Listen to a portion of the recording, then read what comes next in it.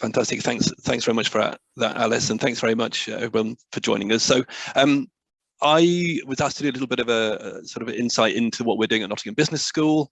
So I've been in the business school and the university for quite a while, so I've got quite a lot of experience of the sorts of things that have been going on. So some of the things that Alex have been talking about from a university point of view, I thought was useful for us to have as a context to start off with. So really what this is trying to give you is this background to where we are in the business school, but specifically where I'm at when it comes to the BA marketing course that I'm involved in looking after. I'm the sort of year tutor for year 2, but I work closely with my colleagues across that course. So within NTU, we've been doing a lot of work in the area of sustainability for quite some time. And within the business school as well, we have, as a result of the university strategy, but also the business school has been active in taking action, primarily driven by individuals to start off with, but much more recently that has become much more structured as a result of the work that we're doing towards recognition with AACSB, EQUIS, and also the work associated with UN Prime. So there's been a drive for change, drive for action, but a lot of that has come from within the school as well, and particularly from individuals. But what we start to see now, is a much more structured approach that's actually happening within the school. So we have a sustainability coordinator who heads up work within the school as a whole, and I work as the departmental coordinator within marketing, working with our overall NBS sustainability coordinator, and they report directly into our school exec on the action plan that they've developed and also the progress they're actually making as well. So a lot of oversight into what's going on. What I think is important, they work really closely with our quality and our learning and teaching managers as well, and the approach that they've adopted, and I'll talk a little bit about this in a minute because I think it helps to illustrate how we've started to ensure that there are appropriate frameworks being used to implement the work that we actually have, and how that provides the background for all students, as well as enabling me, for example, within our BA marketing course to have a specific focus and do particular sort of work within different modules through the course to support those outcomes for the students as well. Area of focus, as it suggests there, will be assessment, because we've done quite a lot already around sort of content within the modules, but we see you know, an area that we need to move on is to look at how assessment supports and facilitates and guides the outcomes and also the students' progress along the way. A big thing for me was when the school in about 2014, I think it was, actually developed overall school learning goals, which relate very closely, will have to relate to our module and our course learning outcomes. And there was a specific module, school learning outcome there, which was related to the critical evaluation of ethical and sustainability based issues within the field of study. Obviously, we interpreted that within a marketing context and other courses and subject areas would have interpreted that within their own context as well. Following that, it was very clearly identified that we have to identify which sustainable development goals are relevant to each of our courses, and we have to identify which modules they are related to as well, and integrate those into the work that we're doing. A recent piece of work that's been done by the coordinator and the reps is looking at how this is actually being embedded, so following through on that work, but also it's very much part of the annual sort of course reporting process, and the sustainability and ERS agenda has been a core part of our subject health reviews as well, to sort of ensure that it is something that is on the table. So like I say, from a business school point of view, we are really getting, you know, this is a really clear steer that this is really this is important to us in what we're doing. Now to the nitty-gritty, I think, which I think really helps to illustrate how this has been taken forward. So as I mentioned about the sort of 3-tier approach and this idea about mainstreaming. So mainstreaming for us means that every single student within the courses has the opportunity to engage with and is required to engage with sustainability as part of their course. It sort of is very much a no wiggle room sort of approach in the first year, that all the students that come at the start of the courses that they're on do this activity called NBS Discover. It's there to help with transition to the university, but also getting to understand the university systems as to where to find the library, how to get information, how to post assignments and things onto the Dropbox that we have that students have to use. So important to transition to university, but also important when it comes to sustainability understanding, because each year there has been a sustainability theme, whether it's plastics, fast fashion, those sorts of things. But having done a formative presentation after the work that students have done, which gets them involved in the actual finding out about a part of the city as well, that is then taken through with a module called personal academic development. So they then write a report about sustainability issues in a case study organisation which is given to them, and then reflect on that as part of their CPD and portfolio they write at the end of the year, relating that back to, for example, their subject discipline and also their professional body requirements as well. So from a very early stage, going back to what Alex was talking about, linking that into outcomes for the individual, but also allowing, because it's part of the personalisation agenda, allowing tailoring to the student, and then ultimately the application to the employability context through the professional bodies as well. We have a module called Sustainability in Practice. It's a CPD module that students can take, but it's identified as an essential learning requirement in the first year. So all students should be taking that module. That's followed in the second year, and then final year through similar modules, again, focused on personal development, enhancing the students' understanding through reflection, but also collaborative working.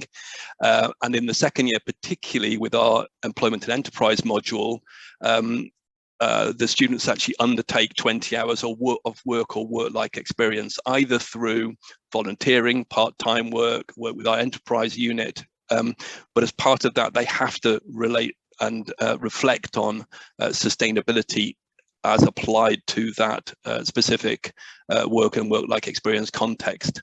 Again, professionals' bodies come back in here again to look at this idea about, what's required, but also to help the students start to position their understanding of their knowledge in this area, but also about the development of their competence in the area as well. And as I say, finishes off with the final year, which is much more flexibility for the students in terms of what they select and do there, but there's a very specific learning outcome, which actually encourages the students to think back over the whole of their journey in this area and actually reflect on that and report on that as part of their portfolio at the end of the course. Okay, so this is our approach within BA Marketing. So this course is specifically recognised by the Chartered Institute of Marketing, which historically has been a bit of a challenge. I think working in the area of marketing and sustainability has been a bit of a challenge for quite some time, because the two are seen to be rather in conflict with each other, depending on how narrowly you view marketing or not. But certainly it's an area that is changing at the moment. Fundamentals of Marketing is our year one module. What we see here is the use of cases. I think Alex mentioned the value and the role and the use of cases through courses, which will help sort of the students with the application of understanding and the interpretation of the different concepts or ideas or tools that might be used. What you'll see here is in the first year, the students have done the NBS Discover piece of work, and then they do this module in the second half year. So NBS Discover at the very beginning of the course in September, get to February, and then the students do this module where they have to reflect on and engage the responsible consumption and production SDG and choose one other as part of the work that they're actually doing. And that has to be based on the current organisation, and the organisation we've used for the last couple of years is Paul Smith, happens to be based in Nottingham, happens to be a relatively straightforward organisation for them to look at, but also an organisation potentially outside their awareness zone or comfort zone, because they're not necessarily a customer directly of Paul Smith. So there's a bit of a challenge in there, but as part of the work they're doing, looking at the creation of value for Paul Smith and Paul Smith's customers, they have to situate the sort of sustainability piece within that. So development of those, so the ability to be able to analyze information and seek and find information and use that information to support the proposal they're putting forward. Second year module we have called Delivering Customer Value, and we also have a module called Integrated Comms. So Delivering Customer Value is the first half year, and then Integrated Comms the second half year. We use the same case study on both, which actually allows that continuation of a piece of work, as Alex was talking about as well. This year we use Wagamama Fortunately, we have ex-students who are both working in both Paul Smith and Wagamama, so that really helps to bring the case study to life. So that's a useful thing, but not necessarily something that everybody's going to have an advantage of, or ability to be able to sort of take advantage of. So again, shared case study. We in this piece again looking at the marketing mix, relating this back to the consumption and production SDGs.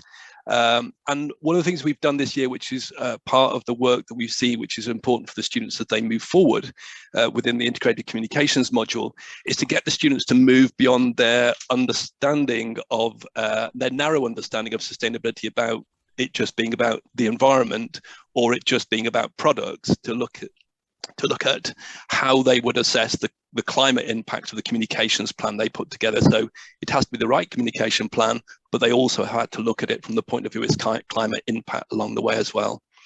As you can see, move through from that into the final year module, which is strategic market and brand management. Again, a core module on the course. Here, again, a little bit like it was previously with DPI, which is the Developing Professional Impact module. There's more flexibility because the students choose their own case study, but there is still an expectation they would apply the piece of work they're actually doing to their understanding of the SDGs and ERS in total, and demonstrate that through the learning outcomes that they're expected to achieve, like I said earlier on.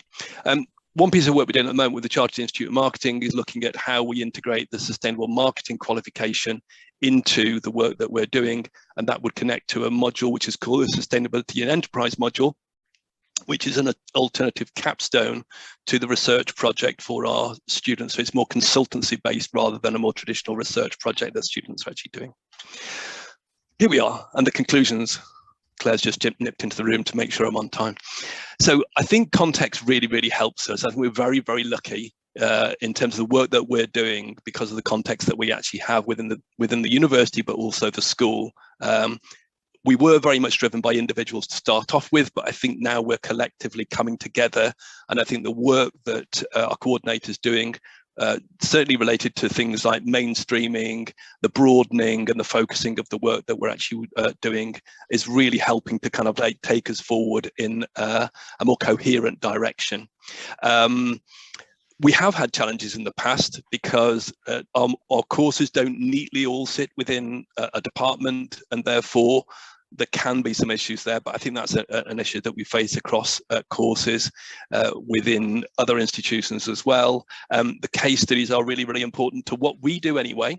So our courses are very much focused on practice, employability and the outcomes, but I think and therefore the use of case studies is relevant to us, but I think they're also relevant from the point of view of sustainability and the RS work, because they help us to support the development of students' competencies through the programs as well, leading all the way to, you know, they're ready to be able to problem solve and system think by the time they come to the end, but specifically their ability to be able to work together on these projects as well. The backbone of academic development is important because everybody gets that, and we're able to build off that with our subject specific work. The transitions, I think, are really important. It's something I think we need to do a little bit more work on, because we do transition to first year, but we don't necessarily support transitions to second and final year, which I think we could do more work on. And I think it's necessary, as Alex was saying as well, which is key, about recognizing there is a progression and development here from year one into year two into final year, because otherwise it's just more content and not necessarily progressive through the course as well. Employability is an important area that we focus on, but it's definitely something we need to look at more, and at the moment our professional body has started to take action in the area, so that's making our job a little bit easier as well. We'll just move on to Chris's presentation. Okay, can everyone see the slides?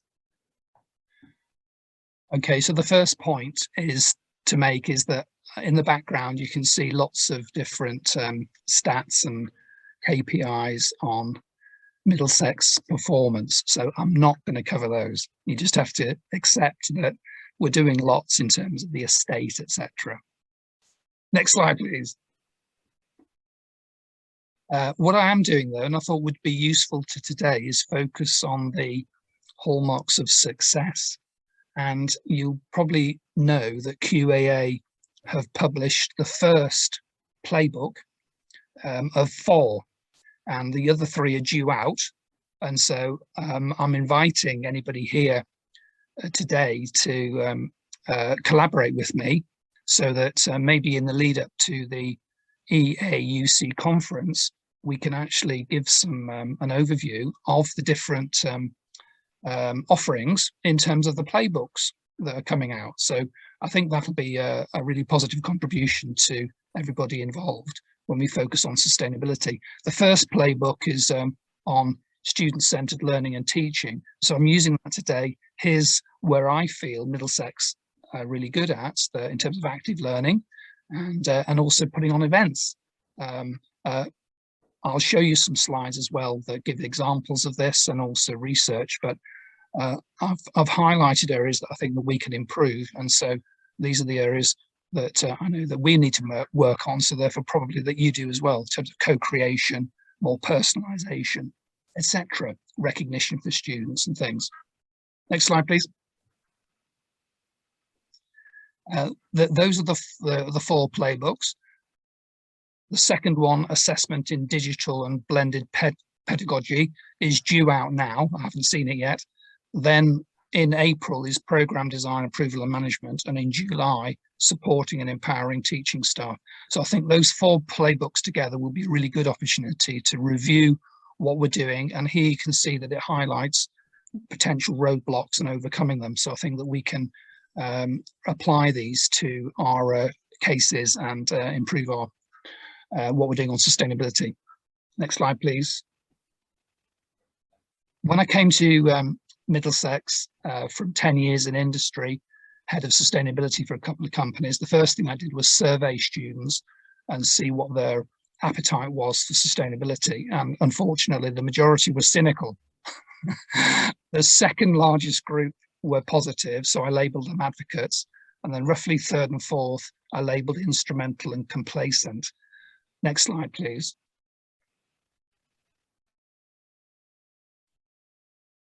And that's influenced my strategy. So I do believe that students should have some compulsory element early on in their studies. We haven't introduced that at Middlesex yet, but there's talk about it. And I know some universities do provide sustainability induction, so I think that's a positive move. The positive students, those are the ones we put forward for external partnerships and different opportunities with companies, as you know, they are our ambassadors. The instrumental students, then I give them tools that I've used in industry, and it shows them that there are more values than just the instrumental ones. And I think this has helped. And then in terms of action learning, it's getting them involved. If they're complacent, get them involved in projects in a physical sense. And I think that's a positive thing to do. Next slide, please. Just a few examples from my own teaching. So I teach on a foundation module, and I use the Sustainable Development Goals for the students to come up with new ideas. Next slide, please. But I try to involve them in some fun activities. So here we have 5-a-side soccer. And it always works really well. So, you know, great if you can do something practical. Next slide, please. But the main thrust of the module is to review existing solutions. And the Sustainia 100 report 2016 was the first time that the Copenhagen consultancy Sustainia mapped all the SDGs against these global solutions. And the students are fascinated when they hear about these, the bricks made from bacteria, the burger made from coconut and melon, the corn, the chips made from cricket flour, the sponge made from waste CO2, the trainers made from recycled plastic fishing nets. There are 5 of 100 projects from 2016, and there's previous versions. So I think this is a fantastic resource, and I've used that actively on the foundation year. Next slide, please. I've also given the students, this is a 2nd year module, details of some of the projects that I've been involved with. Here's free tablets that we provide loaded with educational software to students in the Gambia, to pupils in the Gambia. They don't even have mobile phones, and books in the school. So the students like to have these practical examples. It enhances the teaching and learning. Next slide, please. My final year module, sustainable business. Yes, there's a classic, core text from Petra there that probably you're familiar with, which the students find useful. But I get the students to do some extracurricular work. So they complete a certificate in cradle to cradle design thinking, and they do a life cycle analysis comparing two products. And it's those practical elements that actually are more significant. My postgraduates, I get them to come up with an original idea, one which they can actually focus on for their dissertation or implement in practice. Next slide, please. We've had some success, so I'm going to quickly go through these. Some environmental award winners with some success at Enactus. Next slide, please. And you probably heard that Middlesex were awarded £250,000 for junior ecologists in schools, 50 schools. And this is very exciting because it shows links with the local community. Next slide, please. And on the right here, this is one of my postgraduate students, and this is the largest solar array in Gujarat state in India. It could possibly be the largest solar array of its type in the whole of India. And he did his dissertation on the feasibility of installing them. Next slide, please. And I'm not going to cover this, but this is just quite a snapshot of all the different research that Middlesex has been doing. And we do have one of the top academics rated by Clarivate, who is doing research on sustainability. Next slide, please. So now, very, very quickly though, these are events. These are just examples of events, and I think these work really, really well. And of course, they're part of the SDG Accord, which we often forget about, is that we need to work with the Students' Union and putting on different events. This is the university's first eco-ethical fashion show, which I helped organise. Next slide, please. This is a Design by Nature mini competition and showcase, which I helped organise. And what was interesting about this is that the new Vice-Chancellor came along. He's there in the top right, and also the local mayor of Barnet in London. Next slide, please. And also Nick Beach, the new Vice-Chancellor, he hosted a film, 2040, I recommend that. It's a projection of what life will be like in 2040, and 100 students came along to the screening during lockdown. Next slide, please. We had a mini COP in the lead up to COP26 in the university, and again, Nick Beach co-hosted that. It was really, really successful, so it was a great event. Next slide, please. And you can see here in the SDG Accord, which we subsequently signed. We signed that, and I think that's been a real spur. It's ongoing work, but I think that we're doing okay. We'll submit our first progress report next month, I think. Next slide, please. And we've got plans going forward. We've got plans for digital badging, which I know a lot of the participants here have also started to develop, and also micro credentials. And what I'm trying to do now is to get the university to focus on these in terms of sustainability competencies. So you've probably seen the Green Comp report out, which is very, very recent. But I think that when we're developing these micro credentials, those are the types of things that I just really want to put forward. And I've also put forward a proposal to Enactus UK to develop a series of generic micro credentials that all universities can use across the country. And I think this could be positive, because I do feel that provision can be a bit patchy. So we don't get a nice progression through the different years of a degree. And this could be a potential benefit. And I'm definitely interested if anybody wants to collaborate on that.